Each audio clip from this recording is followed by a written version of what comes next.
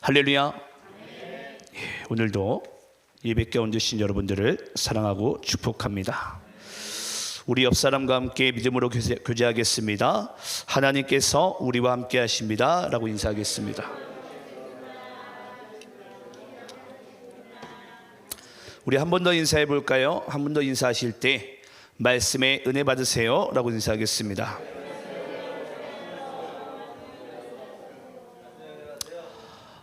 오늘 여기 앉은 우리 모두가 이 하나님의 말씀 가운데 은혜 받고 또 그 영이 새로워지는 귀한 역사가 오늘 예배 가운데 나타날 줄 믿습니다. 우리 하나님의 말씀을 함께 받도록 하겠습니다. 오늘 말씀의 주제는 무슨 권세와 누구의 이름으로입니다. 무슨 권세와 누구의 이름으로. 사도행전 4장 1절로 12절입니다. 사도행전 4장 1절로 12절. 무슨 권세와 누구의 이름으로. 자, 저와 여러분 함께 말씀을 교독하시면서 읽습니다. 제가 1절 읽습니다. 사도들이 백성에게 말할 때에 제사장들과 성전 맡은 자와 사두 개인들이 이르러 예수 안에 죽은 자의 부활이 있다고 백성을 가르치고 전함을 싫어하며 그들을 잡음에 날이 이미 저물었으므로 이튿날까지 가두었으나 말씀을 들은 사람 중에 믿는 자가 많으니 남자의 수가 약 5천이나 되었더라. 이튿날 관리들과 장로들과 서기관들이 예루살렘에 모였는데 대제사장 안나스와 가야바와 요한과 알렉산더와 및 대제사장의 문중이 다 참여하여 사도들을 가운데 세우고 묻되 너희가 무슨 권세와 누구의 이름으로 이 일을 행하였느냐. 이에 베드로가 성령이 충만하여 이르되 백성의 관리들과 장로들아 만일 병자에게 행한 착한 일에 대하여 이 사람이 어떻게 구원을 받았느냐고 오늘 우리에게 질문한다면 너희와 모든 이스라엘 백성들은 알라. 너희가 십자가에 못 박고 하나님이 죽은 자 가운데서 살리신 나사렛 예수 그리스도의 이름으로 이 사람이 건강하게 되어 너희 앞에 섰느니라. 이 예수는 너희 건축자들의 버린 돌로서 집 모퉁이의 머릿돌이 되었느니라. 다른 이로서는 구원을 받을 수 없나니 천하 사람 중에 구원을 받을 만한 다른 이름을 우리에게 주신 일이 없음이라 하였더라. 아멘. 아멘. 자, 오늘은 우리가 사도행전 4장 말씀을 통해서 무슨 권세와 누구의 이름으로 라는 말씀을 통해서 은혜 받는 귀한 시간 되기를 소망합니다. 여러분 이 사도행전 말씀을 보시게 되면요 정말 우리가 이루 말할 수 없는 엄청난 기적들이 이 사도행전 말씀 가운데 많이 나타납니다. 근데 여러분 이 사도행전 말씀에는 이상하게 중요한 패턴들이 보여요. 그게 뭐냐면요 사도행전 2장에 보면은 갑자기 오순절 날에 이 불같은 성령이 임하게 됩니다. 불같은 성령이 임하면서 이제 갑자기 성령이 임함과 동시에 이 베드로가 일어나 가지고 하나님의 말씀을 선포하게 해요. 그러면서 그때 돌아온 숫자가 3,000명이 돌아옵니다. 남자의 수만. 거기서 만약에 우리가 뭐 아이들이나 여자까지 대략 합치면은 뭐 한 10,000명 이상 정도 돌아오게 됩니다. 자, 그리고 또 사도행전 또 3장에 가면 이 베드로와 요한이 또 안진뱅이를 일으키는 기적이 또 나타납니다. 그리고 기적이 나타나고 난 다음에 또 베드로가 하나님의 말씀을 또 선포합니다. 그리고 난 다음에 그때 돌아온 숫자가 오늘 여러분들이 말씀 읽으신 이 본문 말씀에 보니까 5,000명이 돌아와요. 또 남자의 숫자만 얘기합니다. 그러니까 대략 한 2만 명 정도 되는 이제 사람들이 예수를 믿게 되는 사건이 펼쳐지게 됩니다. 그래서 예수님께서 하나님께서 성령의 기적을 일으키시고 또 말씀의 선포를 이루시고 그리고 난 다음에 이 영혼들이 회복하고 돌아오는 거예요. 이 패턴이요 이 사도행전 말씀 가운데 계속해서 이어집니다. 지금 저희가 이제 새벽에는 사도행전 지금 21장을 저희가 다루고 있거든요. 새벽에는. 새벽에 사도행전 21장까지 지금 가고 있는데 사도행전 1장부터 시작해서 21장까지 계속 똑같은 패턴이에요. 성령의 충만함을 통해서 기적이 일어나고 바로 뒤따라오는 것이 말씀이 선포되어지고 그리고 난 다음에 바로 영혼들이 회복하는 일들이 이제 일어나게 돼요. 예수 믿는 일들이. 그래서 오늘 여러분 우리가 이 사도행전 말씀을 볼 때는 반드시 잊지 말아야 될 것이 있습니다. 하나님께서 일으키시는 기적에 우리의 마음의 중심이 빼앗기면 안 돼요. 예. 그 기적을 통해서 하나님은 거기에 맞는 말씀을 선포케 하시고 또 그 말씀을 아멘으로 받는 자들에게 우리에게 새로운 생명을 주시고 우리를 예수 믿게 하신다는, 우리의 영혼을 회복하게 하신다는 그 믿음 가운데 우리가 사도행전 말씀을 보게 될 때에 이 말씀을 우리가 어떠한 기적의 신비주의로 보는 것이 아니라 하나님의 진리를 발견케 되고 붙잡을 수 있는 그런 귀한 계기가 오늘의 예배 가운데 이루어지게 되는 줄 믿습니다. 우리 한번 따라해 볼까요? 하나님은 성령의 기적의 말씀을 통해 죽은 영혼들을 살리십니다. 예수 믿게 하십니다. 이것이 바로 하나님께서 성령의 충만함을 통해서 기적을 일으키시는 목적이에요. 목적. 예, 목적. 그래서 기적이 중요한 게 아닙니다, 여러분. 홍해가 갈라지고 하늘이 두 쪽 난 게 중요한 게 아니에요. 안진뱅이가 일어난 게 여러분 중요한 게 아닙니다. 우리가 성경 말씀에도 누가복음에 보면은 분명히 예수께서 10명의 나병 환자를 고쳤지만 나머지 9은 다 제살기로 도망갑니다. 근데 한 명만이 예수님께 나와서 성전에서 두 손 높이 들고 주님께 찬양하는 거예요. 그때 예수님께서 그 한 명의 나병 환자에게만 얘기하죠. 나머지 9은 어디 갔느냐? 오늘 너에게 내 믿음이 너를 구원하였도다. 그래서 영혼의 구원함을 받은 것은 여러분 10명이 똑같은 기적을 체험했지만은 한 명만이 구원받는 거예요. 한 명만이. 예. 오늘도 그래서 우리는 여러분 우리가 어떤 기적과 신비주의를 쫓는 인생이 아니라 온전히 기적을 통해서 우리는 주의 말씀을 통해서 하나님을 알게 하시고 그리스도를 알게 하시고 그 그리스도를 믿는 자들에게 우리에게 영생의 축복을 주시는, 구원의 축복을 주시는 그 하나님을 우리가 믿게 되는 귀한 순간이 오늘도 일어나야 될 줄 믿습니다. 자, 이제 우리가 오늘 또 우리가 좀 말씀을 좀 볼 텐데 오늘 여러분 말씀 가운데 우리가 좀 신기한 부분을 볼 수 있습니다. 어떤 신기한 부분을 볼 수 있냐면 이제 요한과 베드로가 이제 사도행전 3장 말씀 가운데 나면서부터 안진뱅이를 이제 일으킵니다. 성령이 충만하여서 일으켜요. 나사렛 예수 그리스도 이름으로 은과 금은 내게 없는데 내가 나사렛 예수 그리스도를 명하노니 일어나 걸으라. 그가 걷고 뛰면서 하나님을 찬미하면서 구원함을 얻게 됩니다.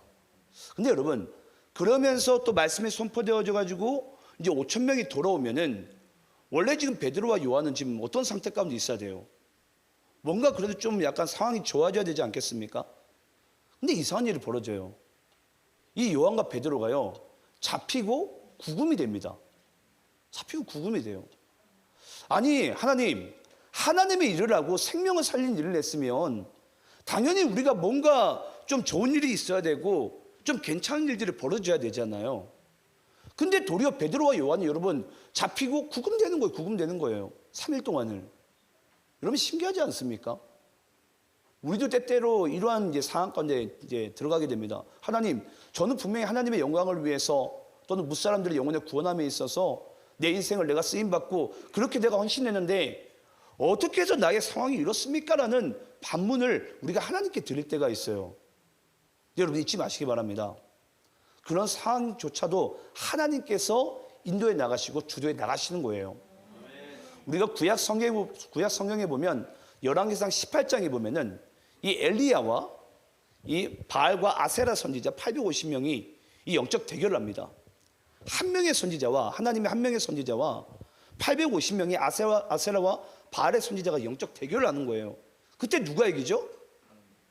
예, 하나님이 이깁니다. 하나님이. 엘리야가 이긴 게 아니에요. 하나님이 이기셨어요. 그 바알과 아세라를 그 우상을 무너뜨리신 거예요. 그런데 여러분 엘리야의 마음에서는 그랬을 거예요.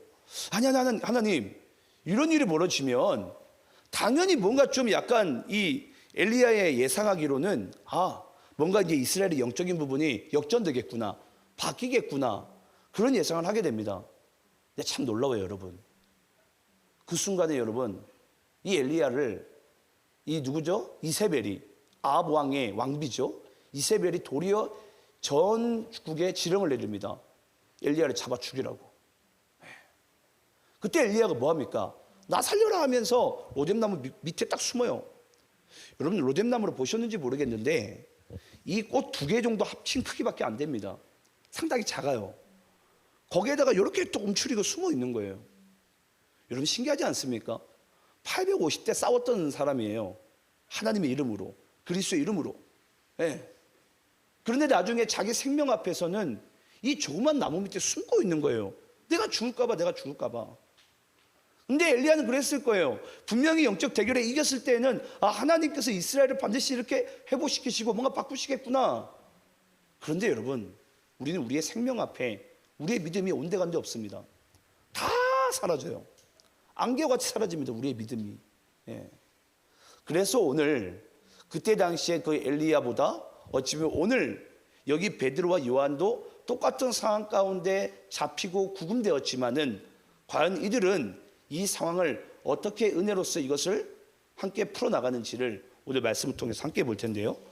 오늘 우리 본문 말씀을 좀 함께 보도록 하겠습니다. 자, 똑같은 상황인데 이 베드로와 요한은 어떠한 상황 가운데 이걸 이겨나가는지 한번 보겠습니다. 자, 제가 1절 말씀 있고 여러분들이 2절 다시 읽겠습니다.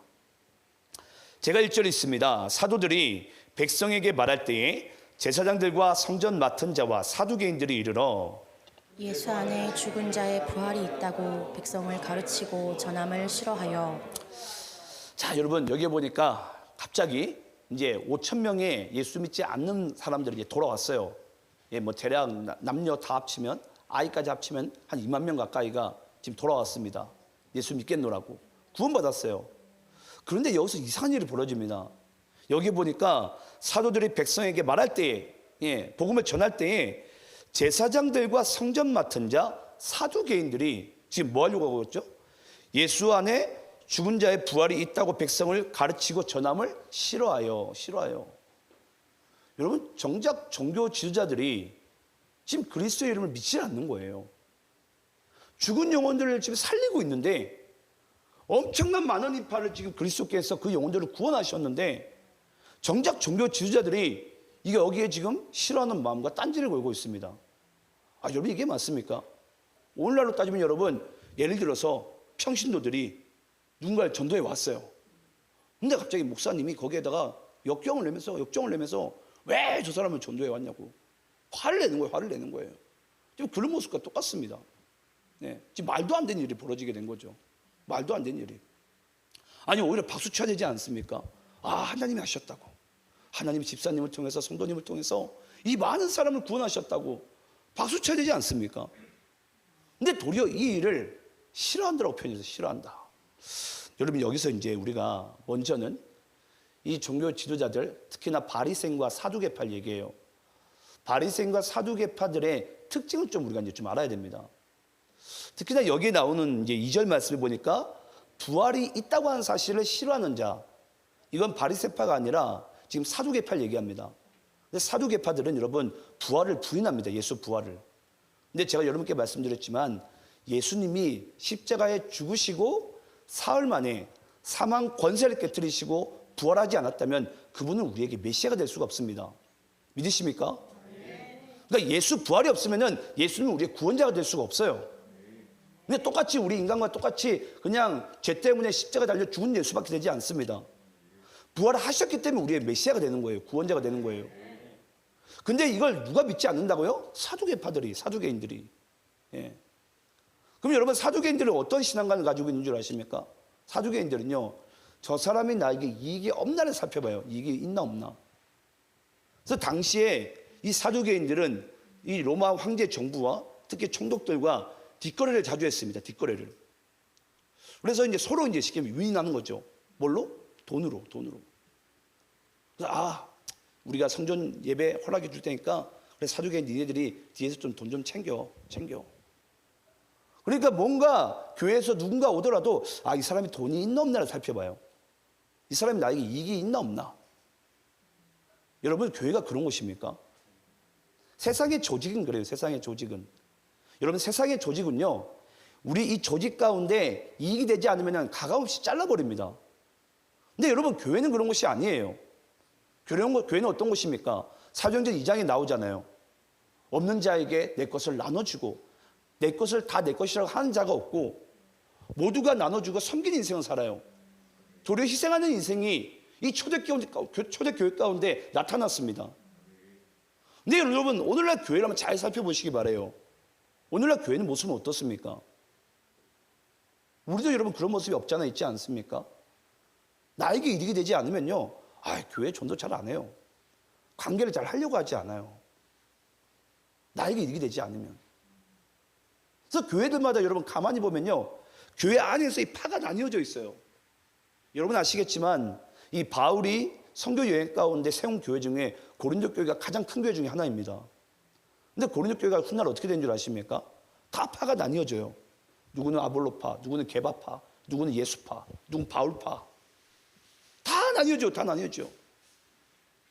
근데 여러분, 우리는 원래 누구로 인해서 하나가 돼야 됩니까? 예수로 인해서, 예수로 인해서. 교회는 여러분, 그리스도의 사랑이, 그리스도의 은혜가, 십자가의 그 값없는 속량함이 나를 주장하기 때문에 우리는 이익을 따지는 공동체가 아니라 누구일지라도 사랑할 수 있고 섬길 수 있고 희생할 수 있는 공동체가 바로 교회입니다. 그래서 교회라는 이 에클레시아라는 이게 단체가 아니고 이거는 우리는 뭐라고 그러죠? 가족이라고 그래요. 가족, 영적 가족. 예. 이 공동체는 여러분, 가족 공동체는 우리가 세상 조직과 달리 이익을 따르는 공동체가 아니라 여러분, 비록 내가 손해를 볼지라도 나눠주며 섬기는 인생을 살아가는 거예요. 왜 그렇습니까? 하나님께서 우리에게 자기의 생명을 다 내어줄 만큼 우리를 사랑하신 분이 바로 하나님이시잖아요. 그게 그리스도의 사랑이에요. 우리가 하나님께 받은 사랑, 배운 사랑, 생명까지 내준 사랑. 아니 여러분, 내 생명보다 더 귀한 게 어디가 있어요? 그 생명의 은혜를 받고도 아직까지 우리가 뭔가 우리가 인색해하고 나에게 이익이 되지 않으면 관계하지 않는다면 여러분, 그건 어찌 보면 여러분 교회가 아닙니다. 오늘도 우리가 이 말씀 보면서 왜 이 바리새인과 사두개인들이 가장 종교 지도자로서 높은 자리에 있으면서도 불구하고 왜 지금 예수 부활과 지금 영혼 구원함에 있어서 그들이 싫어할 수밖에 없었는지, 그들의 마음의 중심이 예수의 중심과 달라서 그래요. 달라서 그래요. 그리고 여기에 보면 여러분 어떤 표현이 있냐면 싫어하다라는 표현이 있어요. 싫어하다. 오늘 이 싫어하다라는 부분을 제가 조금 더 집중적으로 다루겠는데요. 이 싫어하다가 이 원어로 디아포네오라는 단어인데요. 이게 어떤 뜻인지에 대해서 여러분께 좀 말씀드릴게요. 이 디아포네오라는 단어는 뭐냐면 그 안에 진리가 있는 사람들을 싫어해요. 쉽게 얘기하면 여러분 이유가 없어요. 그 사람이 예수를 믿는 것 그 자체를 싫어한다는 뜻이 디아포네오라는 뜻이에요. 우리 한번 따라해 봅시다. 그 안에 진리가 있기 때문입니다. 여러분 우리가 가끔 예수 믿음에도 불구하고 저도 어제 이제 전도를 나갔다 왔는데 예수를 전해요. 예수 전하면은 괜히 싫어합니다. 예수 믿는다는 이유로. 괜히 싫어해요. 왜 싫어하는 줄 아십니까 여러분? 우리 안에 진리가 있기 때문이에요. 진리를 얘기하니까. 저도 어제 여기 갈마공원 가운데 계속 제가 예수 복음 전하고 있는데 사람들이 괜히 싫어해요. 예. 저리 가라고. 예. 물론 어떤 분들은 이제 뭐 인격적인 차원에서 받아주신 분도 있어요. 하지만 손살을 치는 분들도 있습니다. 저쪽 가라고, 저쪽 가라고. 저쪽 가서 전하라고. 뭐 이유가 없어요. 제가 그분들에게 뭐 폐를 끼쳤습니까? 아니에요. 그분들이 싫어하는 이유가 여기 나오는 디아포네오라는 단어 때문이에요. 우리 안에 진리가 있으므로. 자, 그럼 왜 진리가 있는데 왜 싫어할까라는 이제 궁금증이 아마 여러분들 안에 이제 있을 거예요. 우리가 그걸 한번 말씀을 통해서 알아보겠습니다. 우리 마가복음 5장 말씀을 좀 읽어보도록 하겠습니다. 시간이 없는 관계로 제가 좀 길지만 8구절로 제가 잘랐거든요. 마가복음 5장에 보면은 예수님께서 거라사인 부분까지 귀신 쫓는 부분이 나옵니다. 그 말씀을 좀 읽어보면서 왜 진리가 있는 걸로 그들이 싫어하는지에 대해서 한번 잘 살펴보시기 바랍니다. 1절 제가 있습니다. 예수께서 바다 건너편 거라사인의 지방에 이르러 배에서 나오심에 곧 더러운 귀신 들린 사람이 무덤 사이에서 나와 예수를 만나니라. 8절 9절 또 있습니다. 제가 8절에 있습니다. 이는 예수께서 이미 그에게 이르시기를 더러운 귀신아 그 사람에게서 나오라 하셨습니다.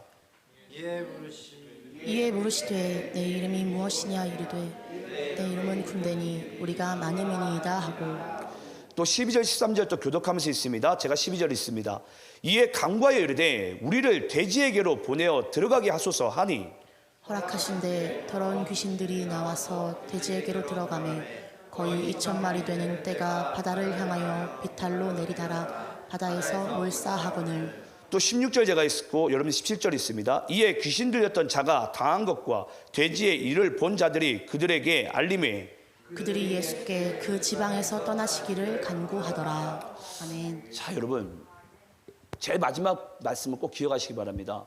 그들이 예수께 거라사인 지방에서 떠나기를 간구하더라, 간청하더라. 근데 여러분 오늘 예수님께서는 지금 제자들과 어느 지방에 갔었죠? 거라사인 지방 가운데. 거라사인 지방 가운데 가다 보니까 거기에 귀신 들린 자가 있었어요. 그 귀신 들린 자를 예수님께서 그 귀신 들린 자에게 이제 예수님을 명하셔서 그 귀신을 떠나가게 하려고 했는데 이 귀신들이 예수님을 알아본 거예요. 알아봤어요. 그래서 그 귀신들이 예수님께 뭐라고 청하죠? 우리로 하여금 그냥 돼지떼에 들어가게 하소서. 그들이 청합니다.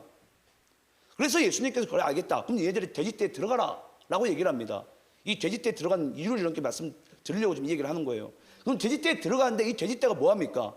바다로 비탈길로 내려가서 바다에 빠져 죽습니다. 근데 여기에 보니까 이 귀신들이 자기의 이름을 뭐라고 얘기하죠? 군대니. 이게 여러분 원어로 레기온이라는 단어예요. 레기온. 이 레기온이라는 것은 군대인데 군단을 얘기해요. 군단. 그때 당시 로마의 한 군단이 2,000명을 얘기합니다. 그러니까 2,000명이 되는 한 군단이 군대 귀신이 예수님께서 지금 쫓아내보려고 하니까 자기네들이 차라리 우리를 돼지떼에 들어가게 해주셔서 그 돼지들이 비탈길로 내려가다가 바다에 풍덩 다 빠져 죽습니다. 그러면서 이제 그 사람 속에서 이제 귀신이 떠나가는 거예요. 그럼 여러분 한 사람 속에 귀신이 몇 마리가 있었던 거예요? 2,000마리가. 군대 귀신이. 2,000마리가 있었어요. 근데 여러분 이 사람에서 귀신이 떠났는데 지금 이 일을 목격하고 이 일을 함께 본 많은 거라사인의 마을 주민들이 예수님께 지금 뭐하고 있습니까? 우리를 떠나소서. 자, 이렇게 질문해 볼게요. 이들이 왜 예수님을 싫어하죠? 아니 지금 여러분 생각해 보세요. 우리 교인이나 여러분들이 아는 지인을 예수님께서 귀신 쫓아내고 그 영혼을 살리시면 우리 뭐 해야 됩니까? 예수님께 박수 쳐야죠. 혹시라도 또 구원할 자가 있으면 또 전해야 되지 않고 예수님을 또 우리가 데려가야 되지 않겠습니까? 근데 도리어 예수님을 떠나라고 하는 거예요. 여러분 여기서 바로 이 진리와 이들이 가지고 있는 중심이 부딪히는 부분입니다. 여러분 이때 당시에 거라사인 지방에 갈릴리 반대편이거든요. 갈릴리 반대편 부분 가운데 오늘날로 따지면 요르단 땅이에요. 근데 갈릴리 바다를 두고 이쪽 건너편은 요르단 땅이고 이쪽은 이스라엘 땅이에요. 근데 그 건너편 쪽에 여러분 이 돼지떼를 길렀는데 왜 돼지떼를 길렀냐면 그 거라사인 마을 주민들이 그때 당시에 우상 숭배한 자들이 이 돼지를 가지고 우상 숭배를 했어요. 그럼 우상 숭배한 자들이 이방신에게 제사를 드리려면 뭐 해야 되죠? 돼지를 돈 주고 사야 돼요. 그러니까 그때 당시에 많은 사람들이 이 돼지를 여러분 사지 않으면 제사를 드릴 수도 없고 그리고 돼지를 기른 자들의 입장에서는 돼지가 없으면 여러분 이들이 밥줄이 끊어지는 거예요. 그러니까 지금 뭐 하게 됩니까? 예수님 보고 떠나라고 하는 거예요. 아니 지금 한 영혼이 예수 믿고 귀신 떠나간 건 그들에게 중요하지 않습니다. 뭐가 중요합니까? 돈이 중요해요. 돈이. 이게 여러분 바로 예수 믿지 않으시는 분들이 예수 믿는 우리를 싫어하는 이유예요. 싫어하는 이유. 아까도 여러분 똑같습니다. 지금 사두개인들이 왜 이걸 싫어하죠? 제가 이렇게 말씀드렸잖아요. 로마 당국과 사두개인들은 이 돈놀이로서 뒤에서 뒷놀이를 하고 있습니다. 그러면 이 일로 인해서 여러분 만약에 많은 사람들이 예수 믿게 되면 어떤 일이 벌어지게 돼요? 이 돈이 떨어져요. 그들에게. 그러니까 사두개인들 입장에서는 지금 어떤 거죠? 괜히 싫은 거예요. 예수 믿는 사람들이. 그러니까 베드로가 요한을 잡아들이는 거예요. 뭘로 인해서? 돈을 좋아함으로. 돈을 좋아함으로. 진리가 그 안에 있으므로. 우리가 또 좀 말씀 좀 찾아볼게요. 또 우리 말씀 좀 찾아볼 텐데 우리 요한복음 18장 38절 말씀 읽어보겠습니다. 요한복음 18장 38절. 자, 똑같은 부분이 나오겠는데요. 우리 함께 한번 읽습니다. 시작. 빌라도가 이르되 진리가 무엇이냐 하더라. 이 말을 하고 다시 유대인들에게 나가서 이르되 나는 그에게서 아무 죄도 찾지 못하였노라. 자, 여러분 빌라도는 아시겠지만 예수님을 심판한 자죠. 이 심판한 자인데 우리가 사도신경마다 항상 고백한 자입니다. 참 한 번 잘못함으로 인해서 인류 역사 가운데 내내 입이 이제 이름이 거론되는 이름인데 이 빌라도가 예수님께서 진리를 얘기하니까 빌라도가 예수님께 묻는 거예요. 진리가 무엇이냐? 자, 이렇게 한번 질문해 볼게요. 빌라도가 진리가 궁금해가지고 예수님께 진리에 대한 질문을 했을까요? 아닙니다. 이 이야기는 이와 같아요. 진리가 밥 먹여주냐? 네. 진리가 밥 먹여주냐라는 거예요. 여러분, 세상 사람들이 우리가 예수 전할 때 그렇습니다. 예수 믿고 구원받으세요. 아니, 예수 믿으면 밥이 떨어져요, 떡이 떨어져요, 뭐가 떨어져요. 네. 이렇게 우리에게 얘기하는 거예요. 그러니까 예수 믿는 게 싫은 거예요, 여러분. 예수 믿는 게. 그냥 예수 믿는다고 밥 나오는 게 아니거든요. 그럼 우리는 여러분 뭐라고 얘기해야 됩니까? 밥 나온다고 얘기해야 돼요. 밥 나온다고. 도시아들 그러니까 밥 나오던데. 네. 밥 나온다고 얘기해야 돼요, 여러분. 떡이 떨어지더라고. 네. 그래서 여러분, 우리 날마다 우리는 만나라는 이 만나의 떡이 우리에게 떨어지잖아요. 하나님의 말씀의 떡이. 밥 나와요, 여러분. 우리 밥 나온다고요. 네. 하나님 우리를 굶겨 죽이지 않습니다. 진리 믿는다고. 진리를 붙잡는다고. 근데 당시에 빌라도도 여러분 아시겠지만요. 빌라도가 여러분 아시겠지만 그가 이 로마 당국 황제로부터 이 빌라도 총독을 할 때 딴 게 아니에요. 또 빌라도조차도 바리새인과 사두개인과 뒤에서 또 돈놀이를 하고 있습니다. 야, 니네들 예배 드리게 해줄 테니까 성전세 얼마는 나한테 갖다 바쳐. 또 로마 황제에 갖다 바쳐. 근데 여기서 만약에 다 예수 믿고 지금 이 비리 가운데 다 빠져나오면은 어떤 일이 벌어져요? 자기 밥줄도 끊기고 또 자기 총독 자리도 위태해집니다. 그러니까 지금 빌라도가 예수님께 묻는 이 진리에 대한 질문이 바로 그거예요. 진리가 밥 먹여주냐고. 그럼 빌라도는 뭐가 밥 먹여주는 거죠? 로마 황제가 자기를 밥 먹여주는 거예요. 네. 로마 황제 말 한마디면 이 사람은 잘립니다. 모가지가 됩니다. 그러니까 여러분 잘 우리가 이 말씀 보면서 잘 이해를 하셨으면 좋겠어요. 오늘날 우리는 여러분, 우리도 예수를 믿고 있지만 예수 안에 살고 있지만 항상 우리도 이 갈등 가운데 살아갑니다. 과연 진리가 나를 살려주는가? 아니면 이 세상의 돈과 부와 명예가 나를 살려주는 것인가? 여러분, 여러분들의 인생은 무엇이 살려주고 있습니까? 예. 그걸 하나님 앞에 여러분 명백하게 우리가 하나님 앞에 신앙 고백을 할 수 있습니까?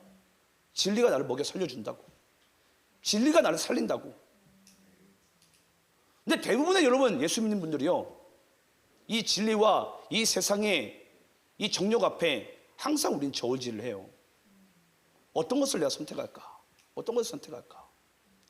저는 그 선택 가운데 여러분들이 예수를 꼭 선택하시길 간절히 축원합니다. 왜 그러냐면 분명히 성경 말씀에 내가 곧 길이요 진리요 생명이라고 그랬어요. 예수님께서 우리의 생명 되세요. 우리에게 생명 주시고 살리신 분이 예수라고요. 돈이 아니라. 이 사실 앞에 우리가 명백하게 신앙 고백을 할 때에 우리의 신앙을 어느 누구도 여러분 공격하지 못하고, 아, 저 사람은 진짜 예수 믿는 사람이구나 라는 고백이 또 안 믿는 자들에게도 고백되어지게 된 줄 믿습니다. 자, 그리고 우리 본문 3절 말씀 여러분들 읽어볼까요? 자, 3절 말씀 함께 있습니다. 시작. 그들을 잡음에 날이 이미 저물었으므로 이튿날까지 가두었으나. 자, 아까도 나눴지만 3절 말씀에 보니까 그들이 잡힙니다. 베드로와 요한이 종교 지도자들에게 잡혀요. 그러면서 보니까 여기에 보니까 이튿날까지 또 가두게 돼요. 이들이 잘못한 죄는 없습니다. 영혼을 살린 죄 받고 영혼을 살린 죄와 그리스도의 이름을 전파한 죄밖에 없어요. 예. 근데 지금 이들이 잡히고 구금되는 거예요. 그래서 여러분, 이 사실 우리 그리스도인들은 반드시 잊지 마셔야 돼요. 어떤 부분이냐면, 여러분, 우리가 때때로 하나님의 일을 하고 기도할 때 항상 하나님께서 우리에게 기도했으니까, 하나님의 일을 했으니까 하나님께서 우리의 인생길을 꽃길로 이끌어 주시겠지? 아닙니다, 여러분. 오히려 십자가의 길은 여러분 성경 말씀에도 좁은 길, 좁은 문이에요. 고난의 길이에요. 예. 여러분, 생명을 살리는 길이 그렇게 쉬운 것이 아닙니다. 그래서 예수님께서 그 십자가의 길을 걸어가셨잖아요. 뭐 하려고? 생명을 살려보려고. 그래서 진리를 붙들고 생명을 살리는 그 길이 여러분 꽃길만 될 수 없어요. 근데 대부분 그리스도인들은요, 그 길을 걸어가다가 지레 겁을 먹어요. 아, 왠지 힘든 거 보니까, 뭔가 꼬이는 거 보니까 이게 하나님께서 인도하신 길이 아닌 것 같은데? 내가 응답을 잘못 받았나? 이런 의심들을 해요. 근데 여러분 오히려 여러분들이 편안할 때 그때 여러분들이 한번 의심해 보시기 바랍니다. 이 길이 정말 하나님께 나에게 인도하신 길이 맞는지.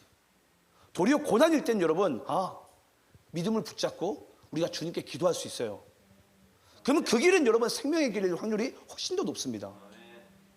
근데 우리는요 룰랄라 좋으면 하나님 인도해 준 것 같고 조금 힘들어 버리면요 이건 하나님 허락하신 일이 아닌 것 같은데.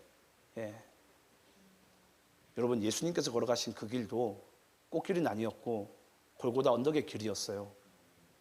이 인류를 구원하는 길, 그 인류를 구원하고 생명의 길은 여러분 비록 그 길이 고난이 따를지라도 고통이 따를지라도 그 길을 통해서 생명이 구원되는 줄 믿습니다. 그리고 오늘 본문 7절 말씀 제가 또 읽어보겠습니다. 본문 7절입니다. 사도들을 가운데 세우고 묻되 너희가 무슨 권세와 누구의 이름으로 이 일을 행하였느냐. 우리 한번 따라해 봅시다. 너희가 무슨 권세와 누구의 이름으로 이 일을 행하였느냐.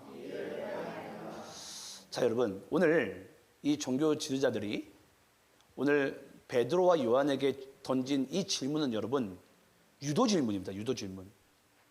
왜 유도 질문이냐면 쉽게 얘기하자면 당시에 종교 재판을 벌일 때 종교 재판을 벌이는 이유는 한 가지입니다.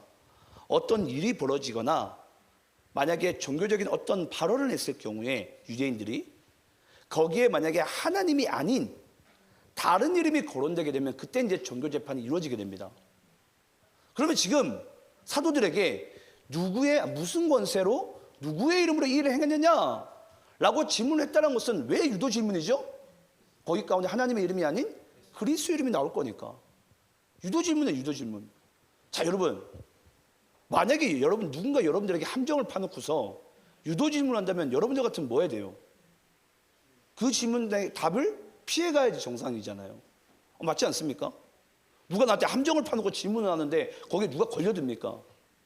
그러면 정말 우리가 바보죠. 바보. 오늘 저녁에 바보에 대해서 다루겠지만 근데 여러분 이거 누가 봐도 지금 지혜롭지 못한 거예요. 근데 신기한 것은 여러분 이 베드로와 요한이요 거기에 일부러 걸려들어요. 걸려든다고요 여러분. 그럼 왜 걸려드는지에 대해서 그 부분을 우리가 좀 함께 좀 보도록 하겠습니다. 자 우리 한번 왜 그러면 걸려들었는지 또 말씀을 통해서 또 알아볼 텐데요.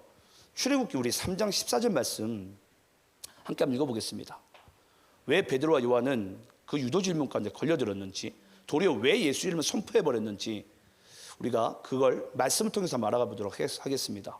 출애굽기 3장 14절 말씀입니다. 자 함께 한번 읽어봅시다. 자 시작. 하나님이 모세에게 이르시되 나는 스스로 있는 자니라. 또 이르시되 너는 이스라엘 자손에게 이같이 이르기를 스스로 있는 자가 나를 너희에게 보내셨다 하라. 여러분 하나님께서 모세에게 명합니다. 모세야 너는 이스라엘 백성들에게 가서 애굽에 종살이 하고 있는 400년 동안 종살이 하고 있는 이스라엘 백성들에게 가서 하나님이 너한테 여호와가 너를 보냈다고 하고 내 백성을 내가 구원하겠다고 출애굽하겠다고 전해라. 그때 모세는 그래요. 하나님 저 사람들 하나님 누군지 모른다고. 거기서 지금 여호와 이름 거론해봐야 저 사람인지 모른다고 지금. 왜 그렇죠? 400년 동안 종살이 한 자들이에요. 여러분 400년이라는 것은 대략 아시겠지만 인간이 예를 들어서 70년을 산다고 치면은 74, 25, 75, 77, 49, 76, 40 대략 6세대 정도가 지나가요. 그러면 여러분 이 사람들이 지금 여호와 이름을 까먹어도 까먹었을 지금 판국이에요. 그런데 갑자기 하나님께서 알지도 못한 이스라엘 백성들에게서 내가 너희들의 하나님 여호와인데 내 백성을 내가 출애굽하겠다 구원하겠다라고 전해라라는 거예요. 아니면 우리가 여러분 여기서 아는 사람의 이름을 우리가 전하면은 우리가 좀 먹히잖아요. 근데 안 믿는 사람인데 뭐 하라는 거예요. 또 하나님께서 또 뭐라고 얘기하죠? 모세에게 너 바로 왕 앞에 서가지고 바로 왕에게 똑같이 얘기해라. 내 백성을 보내라. 근데 여러분 바로 왕이 뭐라고 얘기한 줄 아십니까? 나는 알지 못한다고 얘기합니다. 여호와 누군지. 그 말씀 좀 읽어볼까요? 출애굽기 5장 1절 2절입니다. 제가 5장 1절 읽고 여러분들이 2절 읽습니다. 그 후에 모세와 아론이 바로에게 가서 이르되 이스라엘의 하나님 여호와께서 이렇게 말씀하시기를 내 백성을 보내라. 그러면 그들이 광야에서 내 앞에 절기를 지킬 것이니라 하셨나이다. 바로가 이르되 여호와가 누구이기에 내가 그의 목소리를 듣고 이스라엘을 보내겠느냐. 나는 여호와를 알지 못하니 이스라엘을 보내지 아니하리라. 자, 여러분 바로가 뭐라고 얘기하죠? 아, 여호와가 누구냐? 나 모른다, 나는 여호와가 누군지. 근데 지금 모세 입장에서는 여러분 지금 여호와 얘기를 하고 있는 거예요. 아까도 여러분 분명히 이제 다시 본문으로 들어가자면 분명히 지금 이 종교 지도자들은 예수 이름을 몰라요. 예수가 누군지. 예, 그가 무슨 하나님이에요. 그냥 인간일 뿐이지. 근데 그 유도 질문에 일부러 걸려들었어요. 걸려들었는데 베드로와 요한의 입장에서는 구세주이자 하나님의 아들임으로 그냥 믿음으로 선포했어요. 근데 그들이 그 이야기를 들었을 때는 어떻게 들리는 것입니까? 원래는 예수가 누군데? 지금 바로와 똑같은 모양새가 나타나야 돼요. 근데 여기서 우리가 이제 중요한 부분을 발견해야 됩니다. 여러분, 우리가 전도를 할 때에 우리가 이제 예를 들어서 전도로 나가잖아요. 전도를 할 때 왜 그 영혼들이 여러분 우리 전도를 할 때 왜 전도가 안 되는 줄 아십니까? 여러분, 왜 우리가 복음을 전할 때 복음에 힘이 왜 없다고 생각을 하세요? 대부분들이 여러분 전도할 때 사람의 말에 설득력으로 하려고 그래요. 여러분, 전도는 설득력으로 되는 게 아닙니다.